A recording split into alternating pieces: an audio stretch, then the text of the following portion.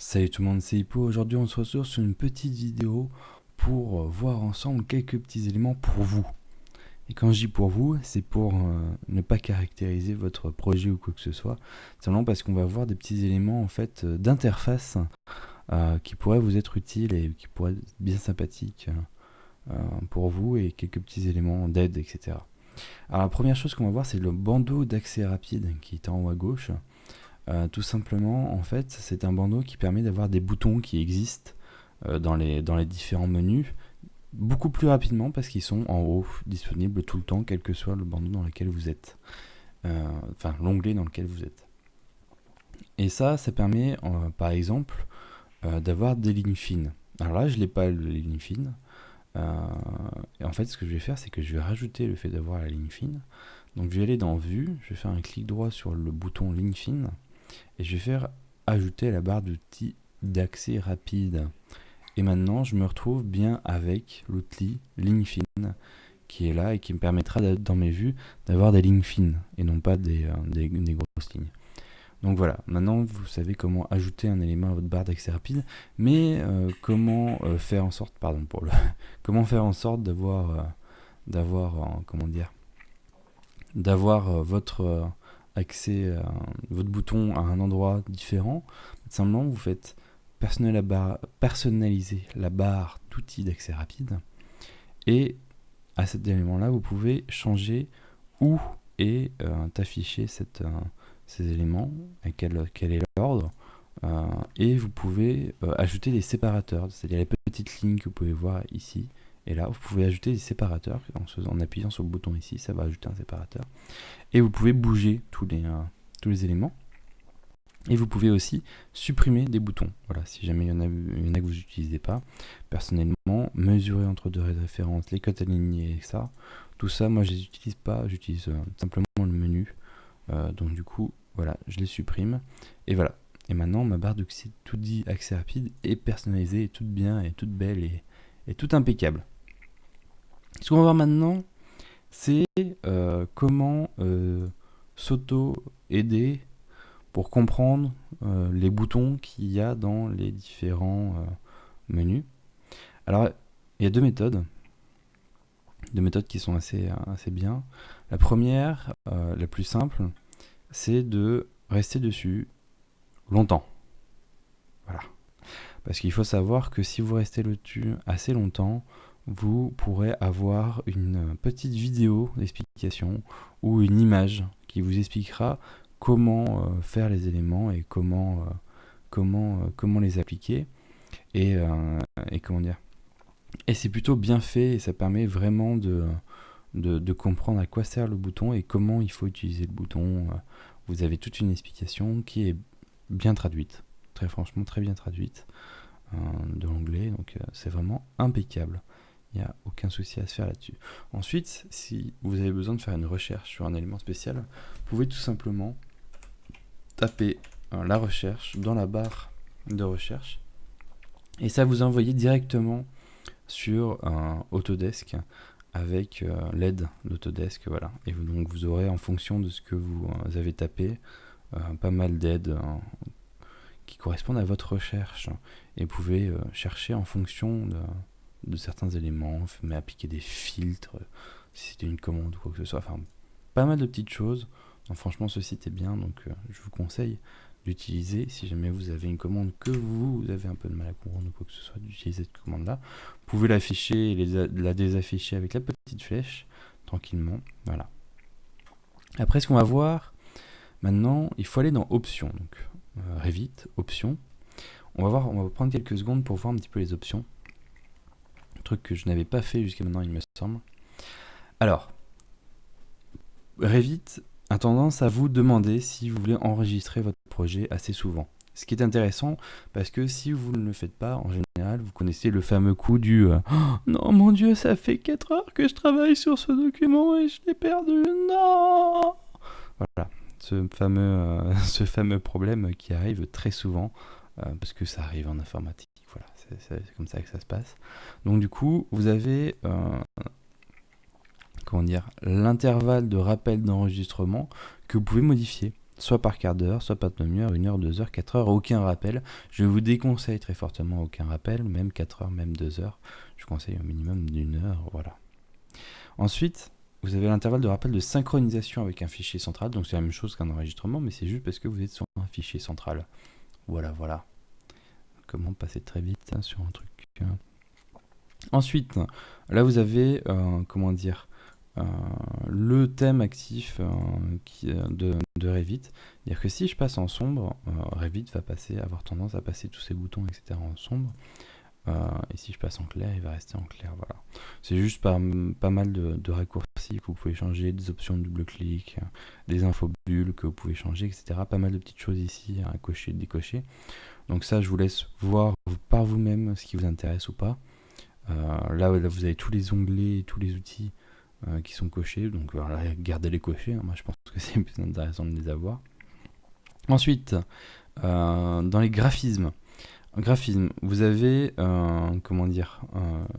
si votre carte est prise en charge ou non. Donc la mienne est soi-disant pas prise en charge. Elle suffit largement pour afficher Revit tout à fait correctement. Mais bon, c'est pas une carte professionnelle, c'est normal. Et donc du coup, si votre carte est inconnue au niveau du système CUDA, et vous pouvez activer l'accélération matérielle, la navigation optimisée dans la vue et les lignes à l'aide de l'anti-crénage. Et vous pouvez changer ou pas ces éléments-là. Vous pouvez inverser des couleurs, vous pouvez augmenter la taille du texte du code temporaire, vous pouvez faire pas mal de petites choses au niveau graphisme. Et ensuite, on va en parler d'un truc très très très important, parce que beaucoup me disent que ils n'ont pas les fichiers qui correspondent au gabarit de construction et qui n'ont pas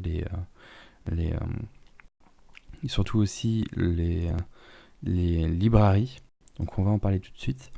Lorsque vous installez Revit, il faut que vous soyez connecté à Internet pour pouvoir télécharger justement ces gabarits de base et aussi les librairies, simplement parce qu'elles sont sur Internet et non pas fournies avec l'exécutable d'installation de Revit. Mais si vous l'avez déjà installé sans utiliser Internet lors de l'installation, ou si vous n'avez pas accès à Internet lorsque vous allez l'installer sur l'ordinateur sur lequel il est, ne vous inquiétez pas, c'est très simple. Il suffit de récupérer tout simplement un fichier de gabarit et un fichier de library, et vous aurez la possibilité de remettre les emplacements de fichiers dans cette interface-là. Simplement, on va donner un exemple. Par exemple, si je veux ajouter un nouveau gabarit, ça aurait été bien que tu me mettes dans le gabarit, toi, hein? Fait template, non. Là-dedans. Template, France. Voilà. Et donc, du coup, vous pouvez ajouter, par exemple, n'importe lequel des gabarits ici, à partir de cet endroit-là. Voilà. Et vous pouvez aussi renommer le gabarit ici. Par exemple, si vous préférez mettre comme quoi c'est un gabarit défaut France ou d'autres éléments, vous pourrez tout simplement le faire ici à partir de ces éléments-là. Ensuite, pour les fichiers utilisateurs, pour les fichiers de gabarit de famille et les nuages de points, ça c'est des éléments théoriquement que moi je n'utilise absolument pas en tout cas. C'est simplement le chemin par défaut des fichiers utilisateurs. Moi j'utilise absolument pas mon disque C de toute façon. Donc ces trois éléments-là, je ne vais pas les utiliser beaucoup. Après, bien sûr, pour le chemin par défaut des fichiers de gabarit de famille, il faut que vous mettiez cet emplacement-là et que vous mettiez vos gabarits dans cet emplacement-là pour pouvoir les récupérer dans votre chemin, tout simplement. Voilà, vous les avez ici. Je vous montre. Votre disque principal, c'est Programme Data, Autodesk Revit 2015, Template France. Voilà. Et ensuite, vous avez l'emplacement des librairies. Donc, il vous suffit tout simplement de récupérer une librairie Il y a la première qui s'appelle Metric Library et la Metric Detail Library. Donc simplement ces deux emplacements de librairie qui sont différents. Mais vous voyez, élément de détail, il est compris dans dans la librairie France qui est juste avant. Donc voilà, c'est deux petits éléments et vous pouvez en ajouter autant que vous voulez. C'est-à-dire que si jamais vous récupérez une bibliothèque d'objets de la marque X, vous pouvez ajouter une librairie qui correspondra à cette bibliothèque d'objets. Voilà. Donc voilà comment récupérer vos emplacements de fichiers, vos librairies, vos gabarits pour les personnes qui me demandent, parce qu'il y en a quand même beaucoup qui me demandent ces petits détails-là. Pour ce qui est des rendus, vous pouvez ajouter des rendus, des chemins d'apparence de rendu supplémentaires, c'est-à-dire que vous aurez des rendus différents, et un emplacement de gestionnaire de rendu du contenu par Acvision, simplement c'est un rendu externe. Vérificateur de photographe, voilà, moi j'ai rien changé, j'ai rien touché. Vous pouvez changer des dictionnaires pour en ajouter ou en enlever tout simplement, ou les modifier.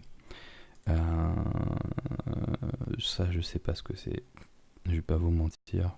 Si, c'est sur la visibilité du texte, voilà, et sur l'outil de navigation. Le ViewCube, qu'est-ce que c'est que le ViewCube? C'est ça, cet élément à droite là. Vous pouvez choisir de l'afficher dans toutes les vues ou dans la vue active uniquement. Vous pouvez choisir sa position à l'écran, la taille et l'opacité lorsqu'il est inactif. Pour les personnes, si jamais vous avez du mal à le voir ou si jamais vous le trouvez qu'il est trop affiché, vous pouvez changer ici. Si jamais vous voulez faire des rendus directement en prenant une image, coin à coin de la fenêtre, vous pouvez tout simplement passer à 0 ici d'opacité pour ne plus l'afficher. Et les macros d'application, etc. Tout ça, c'est complexe et ça sera dans un truc, non pas un tuto de base, mais un tuto plus avancé. Voilà. Qu'est-ce qu'il y avait d'autre à dire? Je crois qu'il n'y avait pas grand-chose d'autre à dire. On a fait à peu près le tour. Ouais, je pense que c'est bon. Sur ce, je vous dis à plus pour ce petit épisode de 14 minutes, 13. Allez, je suis parti sur 13. Je vous dis à la prochaine dans un prochain épisode. Et puis, d'ici là, portez-vous bien. Allez, salut tout le monde. Non, je vais tenir. 13 minutes. Encore 2 secondes.